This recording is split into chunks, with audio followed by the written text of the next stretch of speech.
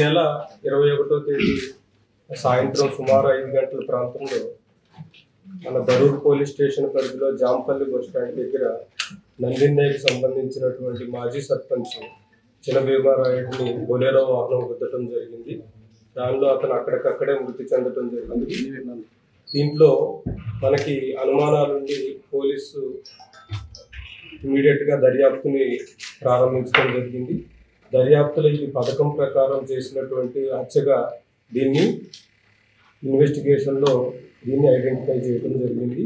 ముఖ్యంగా ఇతనికి అదే ఊరిలో ఉన్నటువంటి భీమన్న మిల్లుకి సంబంధించినటువంటి వ్యక్తితో ఉన్నటువంటి పాత కక్షలు మిల్లు వేలన్న అనేటటువంటి అతనికి ఉన్నటువంటి ఇష్యూస్ వల్ల ఇతను ఎట్టి పరిస్థితుల్లో ఇతన్ని ఎలిమినేట్ చేయకపోతే నాకు నా వ్యాపారానికి చాలా ఇబ్బంది జరుగుతుంది అనేటటువంటి దానిని దృష్టిలో పెట్టుకొని ఇతను హత్యకి ప్లాన్ చేయడం జరిగింది. దీనిలో కర్నూలుకి సంబంధించినటువంటి కొంతమంది సుపారీ గ్యాంగులు కూడా ఒక 25 lakhsకి మాట్లాడుకోవడం జరిగింది. దీంట్లో ఒక 15 lakhs వరకు అమౌంట్ డిస్బర్స్మెంట్ కూడా జరిగింది. దీని ప్రకారం ఏ విధంగా అయితే మనం యాక్సిడెంట్ చేస్తే కనుక యాక్సిడెంట్గా పోలీసులు దీన్ని ఇన్వెస్టిగేషన్లో ప్రూవ్ చేస్తే మనకి శిక్ష పడే అవకాశం కానీ ఇదేమీ ఉండదు అనేటటువంటి ఒక ప్లాన్ ప్రకారం ఒక బొలెరో వాహనాన్ని పర్చేజ్ చేయడం జరిగింది.